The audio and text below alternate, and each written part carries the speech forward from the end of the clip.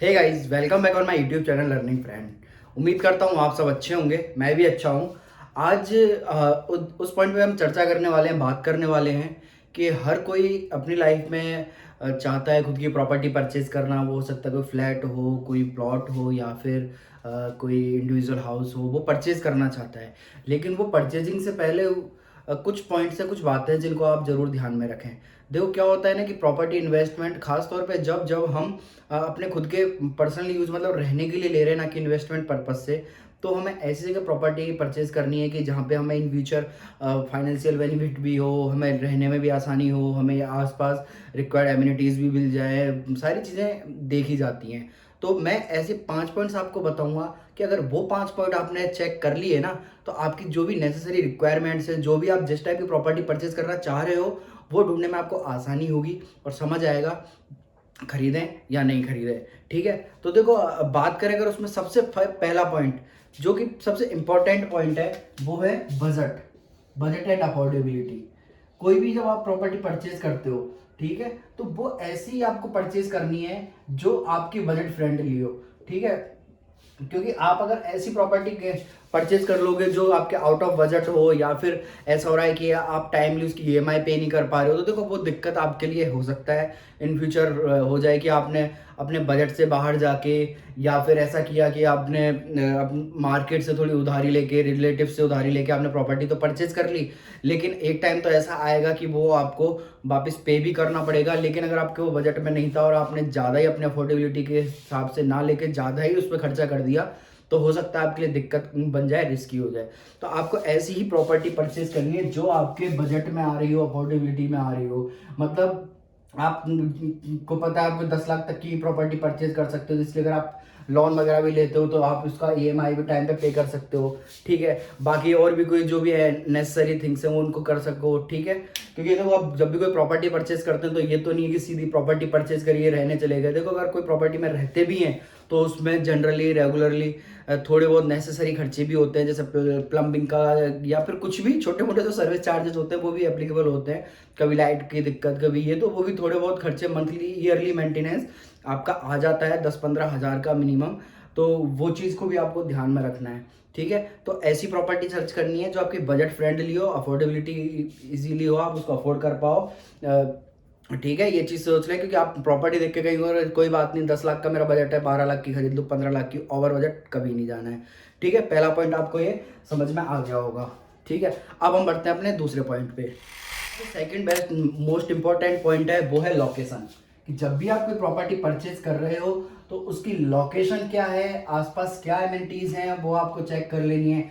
आपको ऐसी property purchase करनी है जिसके लिए अगर बात करें तो इजीली उसके नियर बाय बस स्टैंड वगैरह तो हो एटलीस्ट, कि आपको कहीं भी जाना है या वो बस स्टॉप वगैरह कुछ ऐसा हो, इजीली आपको जो भी शेयरिंग या फिर ऑटो टैक्सी वगैरह इस तरह के साधन मिल सकें। उसके अलावा आप देख सकते हो एमिनिटीज़ है या नहीं वहाँ पे लोकेलिटी में, या फिर उसके अलावा हॉस्पिटल भी हो नियर बाय कोई ना कोई, उसके अलावा स्कूल हो, ये सारी चीज़ें भी आप देख लें। क्योंकि अगर ये नहीं है तो हो सकता है उसकी प्रॉपर्टी की रीसेल वैल्यू भी थोड़ी कम हो जाए।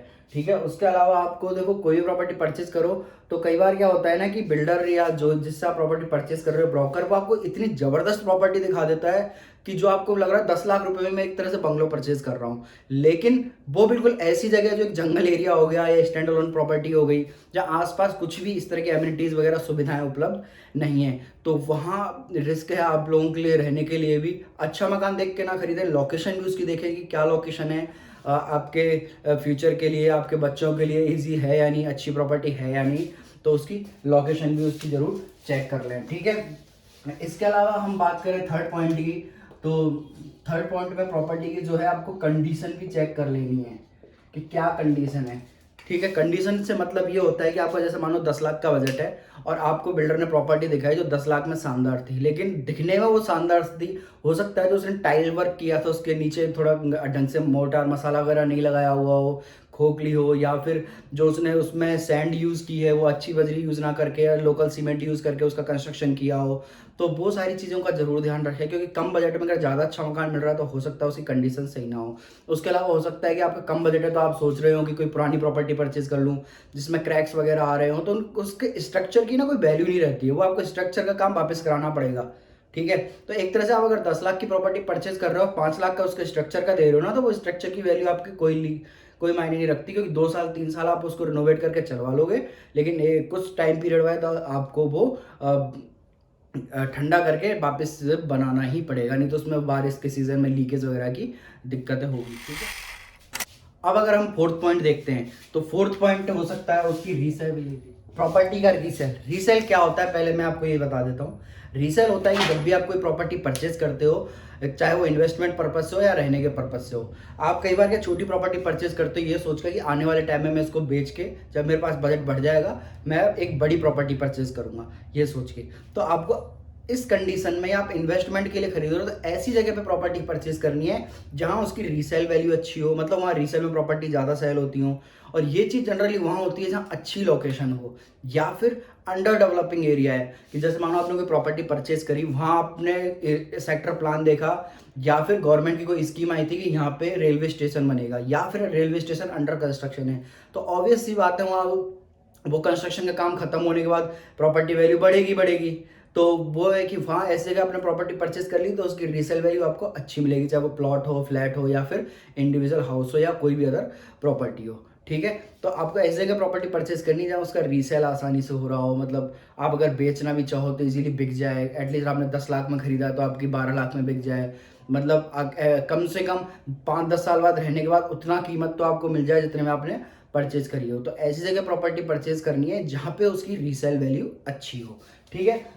उसके बाद अगर थर्ड पॉइंट हम देखें, वो सॉरी, उसके बाद जो है लास्ट पॉइंट जो है आपका फिफ्थ पॉइंट, वो अगर देखें तो उसके लिए आपको थोड़ी हेल्प लगेगी लीगल लॉयर्स की एंड हम जैसे वैल्यूअर्स की, टेक्निकल पर्सन्स की, जिसमें आपको क्या कराना है। तो थोड़ा बहुत आपका खर्चा होगा कि आप कोई प्रॉपर्टी परचेज कर रहे हो तो उसके डॉक्यूमेंट्स की फोटोकॉपी लेनी है और किसी लॉयर से कंसल्ट कर लेना है। वो आपकी प्रॉपर्टी का पूरा लीगल चेक करेगा, हो सकता है और वो आपसे कुछ फीस चार्ज करे, 2,000-3,000 जो भी है, और भी कुछ ज़्यादा भी चार्ज कर सकता है, 5,000 तक, जिसमें वो आपको क्या है उस प्रॉपर्टी का लीगली पूरा चेन डॉक्यूमेंट चेक करेगा, कंसर्न अथॉरिटी से डॉक्यूमेंट चेक करेगा, डॉक्यूमेंट्स की वैलिडेशन चेक करेगा, वो सारी चीज़ें वो आपका चेक करेगा और बताएगा कि इसका टाइटल क्लियर है या नहीं। क्योंकि कई बार क्या है कि फेक डॉक्यूमेंट भी होते हैं, फर्जीवाड़े भी हो रहे होते हैं, तो उससे आप इस वजह से बच पाओगे। एक प्रॉपर्टी के डबल डॉक्यूमेंट हो सकते हैं, तो जो लॉयर है वो आपको वो चेक करके बता सकता है। उसके अलावा आप टेक्निकल टीम या वैल्यूअर की हेल्प भी ले सकते हो। उसके लिए आपको क्या करना है, किसी वैल्यूअर के पास जाना है, वो आपको उस प्रॉपर्टी की कीमत बता देगा। उसके अलावा आपको ये बता देगा कि इन फ्यूचर ये रोड वाइंडिंग में तो नहीं जा रही, या सेक्टर प्लान के वहाँ क्या प्लानिंग है, ये सारी चीज़ें आपको वो बता सकता है। ठीक है? तो ये आपको एक वहाँ से हेल्प मिल जाएगी। तो ये काम जरूर करें, उसका लीगल एंड डॉक्यूमेंटेशन जरूर चेक करवा लें। ठीक है? उसके अलावा उसका वैल्यूएशन भी करवा लें, जिससे क्या होगा कि आपको आइडिया लग जाएगा आप 10 लाख का मकान खरीद रहे हो तो उसकी एक्चुअल मार्केट वैल्यू क्या है। तो ये जो मैंने 5 पॉइंट बताए थे, इनको जरूर चेक कर लें अगर आप कोई प्रॉपर्टी परचेज कर रहे हैं। अगर आपने 5 पॉइंट कर लिया और आपकी प्रॉपर्टी पांचों पॉइंट को सेटिस्फाई करती है तो आपका इन्वेस्टमेंट सबसे बेस्ट है। आप बेधड़क होकर वो प्रॉपर्टी परचेज कर सकते हो जो आपको पसंद आ रही है। और अगर आप बाकी मकान खरीद रहे हो तो आपको बहुत बहुत मुबारक है जो आप नया मकान खरीद रहे हो उसके लिए। वीडियो पसंद आई हो तो लाइक करें और चैनल को सब्सक्राइब कर दें अगर अभी तक नहीं किया हो तो। Thank you everyone.